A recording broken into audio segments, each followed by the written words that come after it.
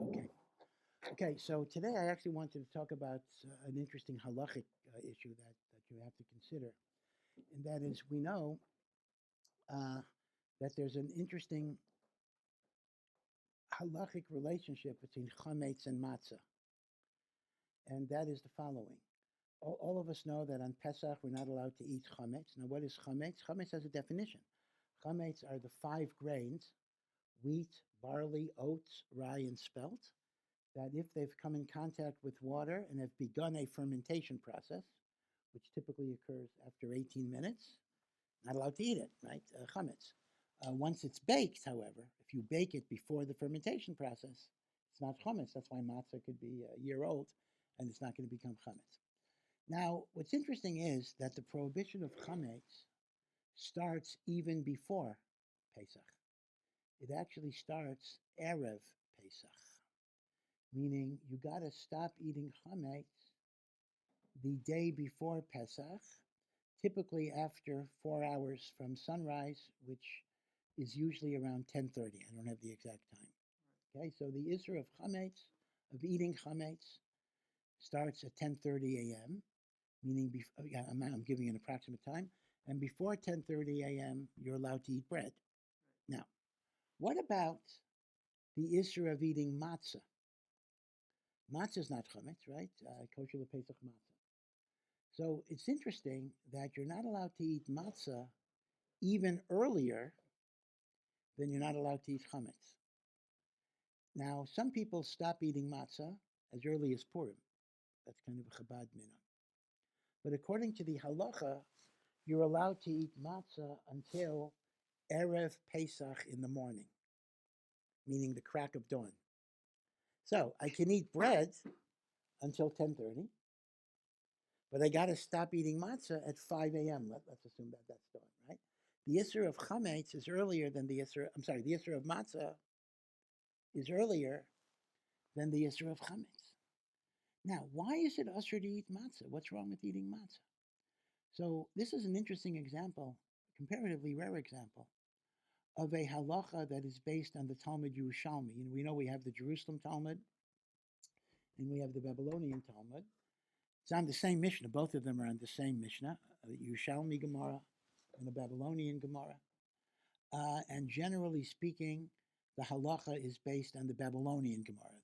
Right? Shulchan Aruch, the Rambam, the Shulchan Aruch is based on Talmud Bavli. But every once in a while, a halacha emerges from the Talmud Yerushalmi that is codified as halacha. And it's very fascinating. The makor, the source for not eating matzah on Erev Pesach is not in the Babylonian Talmud at all. It is in the Jerusalem Talmud. And this is what the Talmud Yerushalmi says.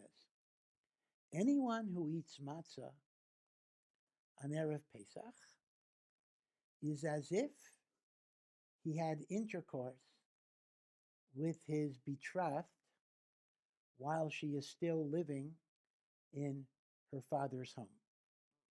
Now, that's referring to the idea that originally in the Torah, marriage occurred in two stages. A man would give a woman a ring and marry her, and she's called an arusa, a betrothed woman. But they wouldn't consummate the marriage till a year later, and then they would say the 7 brachos, and he would consummate the marriage. Now, as soon as he gives her the ring, she's his wife, but they're not allowed to have intercourse. If they have intercourse, they're jumping the gun. So look at the pungency of the Talmud Yerushalmi's metaphor. Eating matzah is going to be a mitzvah. Once the Seder comes, it's a divine mitzvah. But if you eat the matzah early, it's like being with your betrothed before the proper time. You're jumping the gun. And in particular, the concern would be it would take away your enthusiasm for eating matzah. When you eat the matzah, we want you to be excited. And that's why we separate you from matzah for one day. And other minhagim did it, a month before, or Rosh Chodesh Nisan before, and the like. Now, there's one other halachic minhag that's based on the same idea, and that's during Elul, during the month of Elul, we blow the shofar every day except Shabbos. After davening, we blow the shofar to arouse us to tshuva, but we stop blowing the shofar Erev Rosh Hashanah. Erev Rosh Hashanah, we stop blowing the shofar because we want to create a break so that when you hear the shofar the next day on Rosh Hashanah, it'll be more powerful for you. So it's very similar to not eating matzah on Erev Pesach. Now, Tosfos in Arvei Pesachim has a very, very interesting chiddush. And he says the following idea.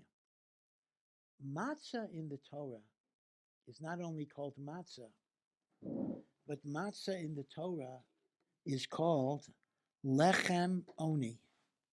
Lechem oni is the bread of poverty or affliction, because it's simple, flour and water.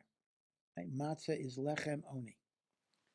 So the Gemara in Pesachim has a drasha that says that since matzah has to be poor bread, matzah ashira, rich bread, cannot be kosher for matzah. What's matzah ashira, rich bread? So rich bread is the product that we call egg matzah. What is egg matzah? Egg matzah is matzah, kosher Pesach matzah, that is mixed either with egg yolk, sugar, honey, chocolate, apple juice, different flavors of egg matzah. Egg matzah is very soft, and it's like it's like eating a sweet, graham cracker or something. It's a sweet taste. So matzah ashira can be kosher Pesach, but matzah ashira is not kosher for the Seder, because the Seder requires the bread of poverty, which is only flour and water and nothing else. So here is Rabbeinu Tam's chiddush. Rabbeinu Tam was Rashi's grandson. Since the prohibition of eating matzah on Erev Pesach is we want you to have enthusiasm for the matzah you'll eat at the Seder, the prohibition is only for the type of matzah that's kosher for the Seder, which means lechem oni, flour and water matzah. But egg matzah, which is not kosher for the Seder, because it's ashira, it's rich and not poor, Rabbeinu Tam actually says you're allowed to eat egg matzah on Erev Pesach. You see the logic here. Because the isser of eating matzah on Erev Pesach is not to ruin your appetite or enthusiasm for the matzah you're going to eat at the Seder.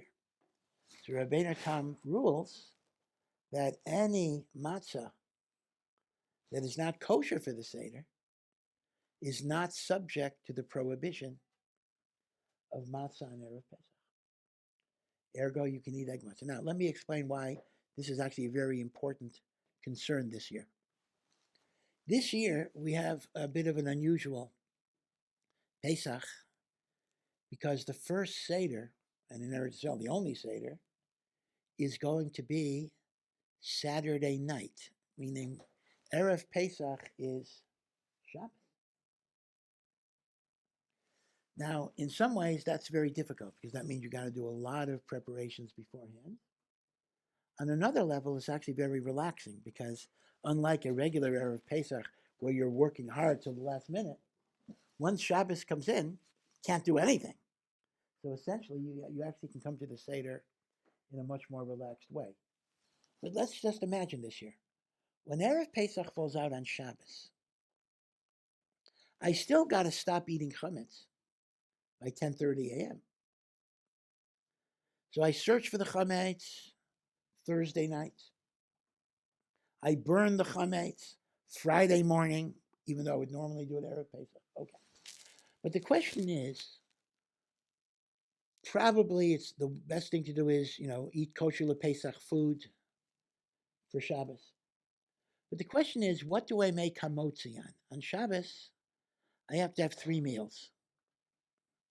And each meal, I make hamotzi, right? So here's the problem. Theoretically, I can certainly have regular bread Friday night, and if I daven very early and I have my lunch before 10:30, I can have bread in the morning too. After 10:30, I wouldn't be allowed to have bread. So one option for your I'll talk about Suda Shalishis in a moment, but one option for your two meals, the evening meal and the morning meal, is you have bread. You can eat bread until 10:30 a.m.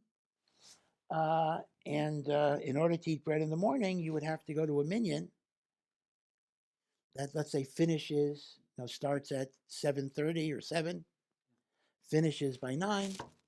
You go home and you finish your lunch by 10:30. That's option number one.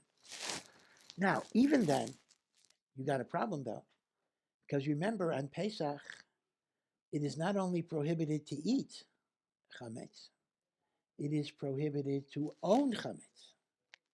So what do you do with the crumbs? What do you do with the leftover stuff? So things on a paper plate, let's say, I could pour into the toilet and flush it away. But on the other hand, crumbs scatter. So some people don't like eating bread on Erev Pesach because they're worried about crumbs, they're worried about pieces of chametz hanging around, and therefore they would rather not have bread. Now, if you're going to go with the bread route, that's perfectly okay, but I would recommend that you use something like pita rather than challah. Pita bread does not crumble that much, right? So you're okay with it. Okay. Now, option number 2. What if I want to avoid bread? So I want to go with matzah. Well, Friday night, unless I have a Chabad minhag or something, I can certainly make a motzi on matzah. Shabbos morning, however, I do got a problem.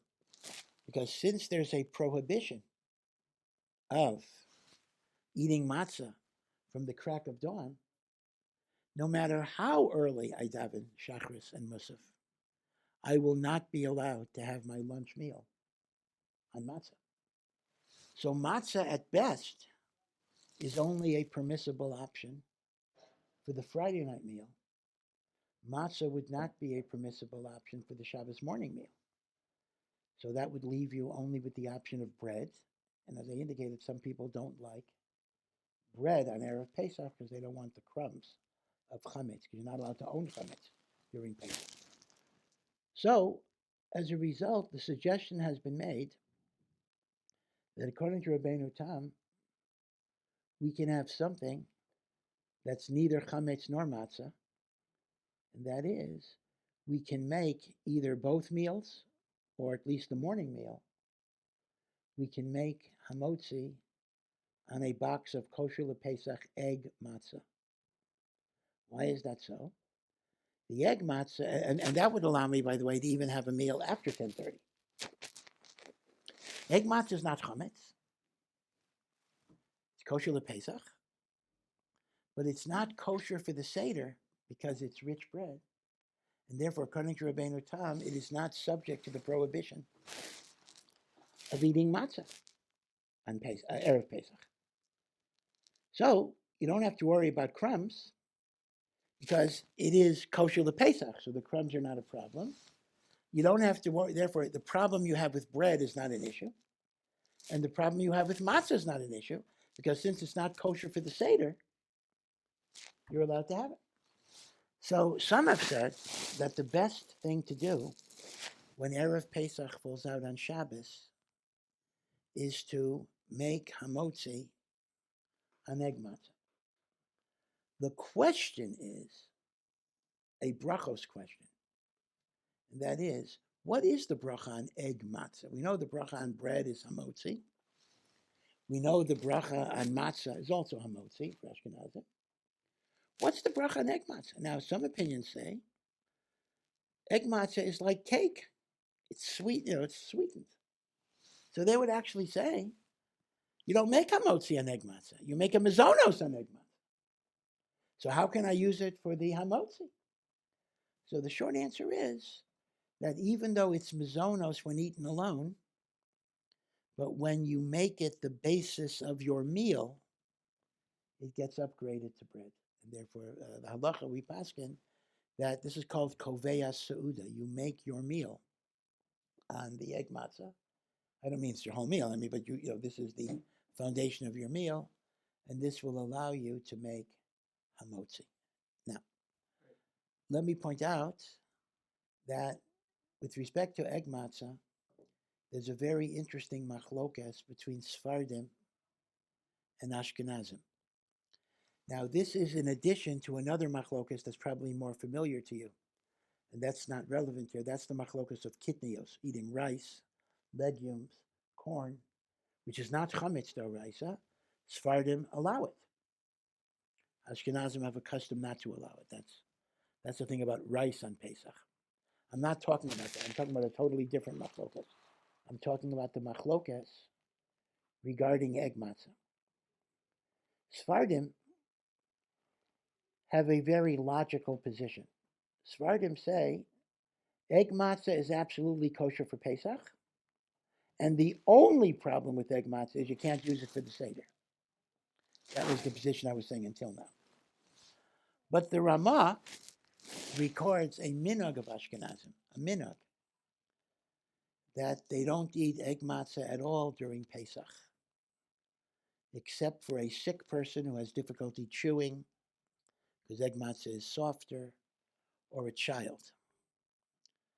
So the minhag of Ashkenazim, it's a minhag, is egg matzah is not eaten at all,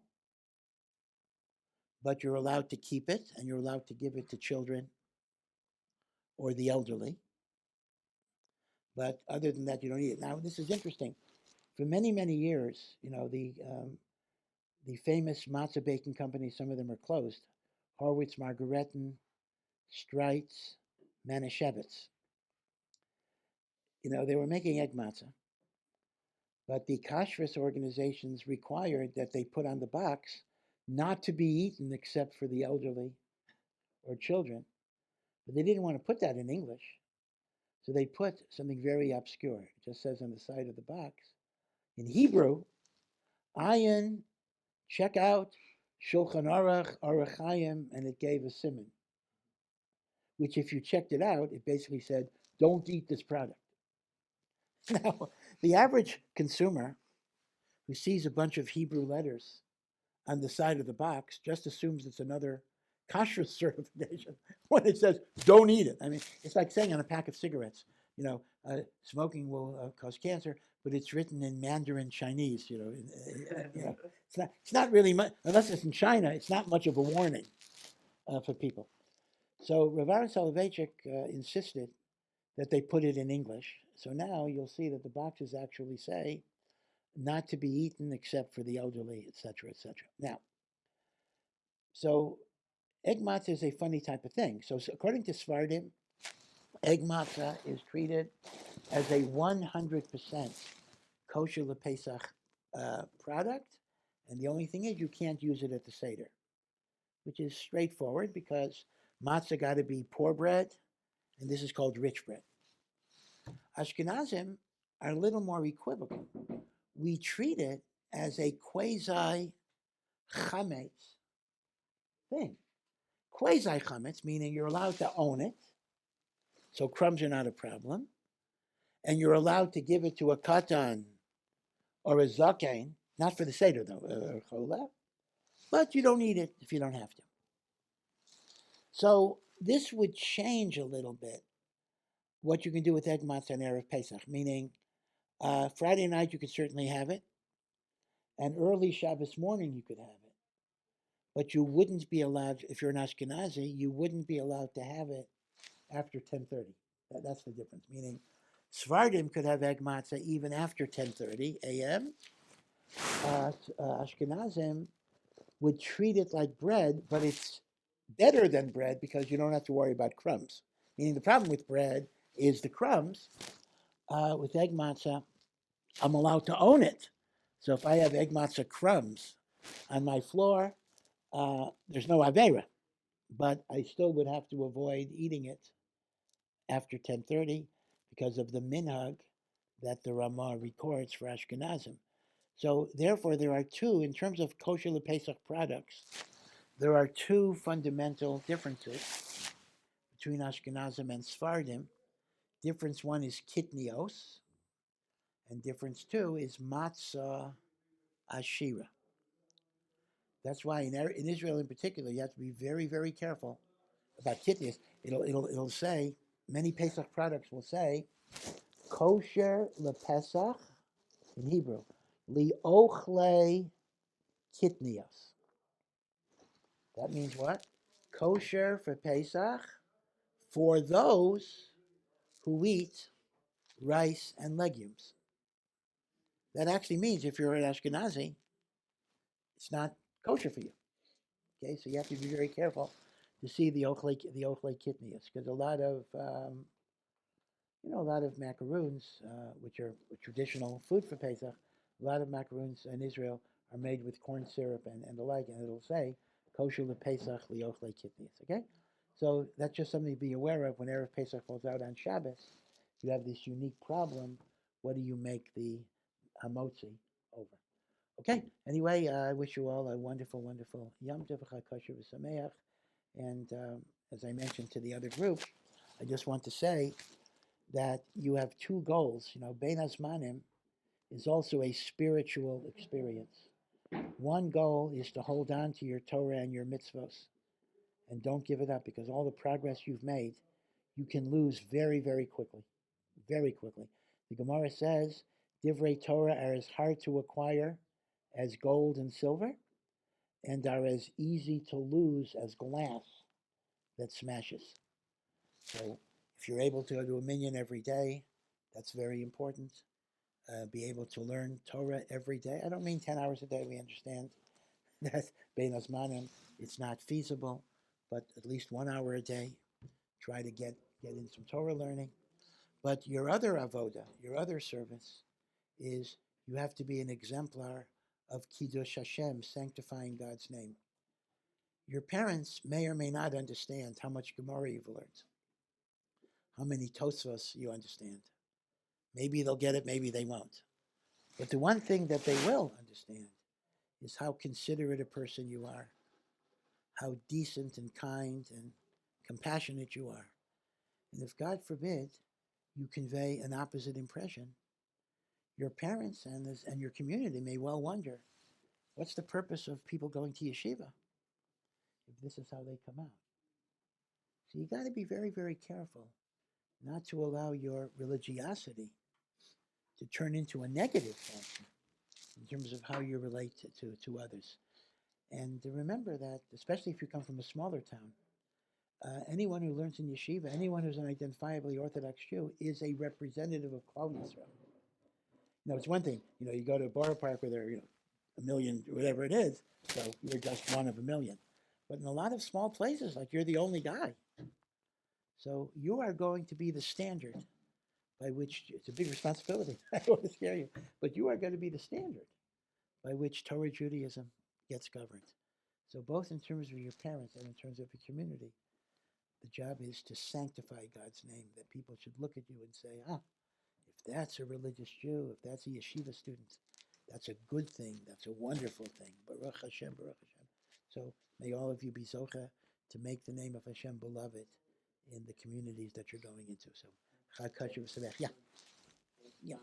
So what do Ashkenazi do at Shabbos for the Ramaz Minhag? Yes. So here's the thing. Either they divide lunch in two, meaning they start eating lunch at 9 o'clock and they finish at 9:30, and they bench, they take a walk around, and they will have egg matzah before 10:30. That's called splitting the meal early.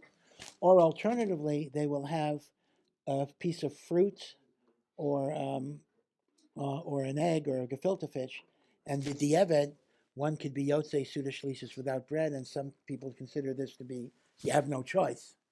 And some people combine both. They split the meal in the morning, and they will also have a fruit in the afternoon, the shem suda shlisit. Okay. Svardim can have Suda Shlitas and egg matzah. So it's as simple as. Thank you for listening to this Ohr Somayach production. To find out more and to partner in our mission, please visit ohr.edu.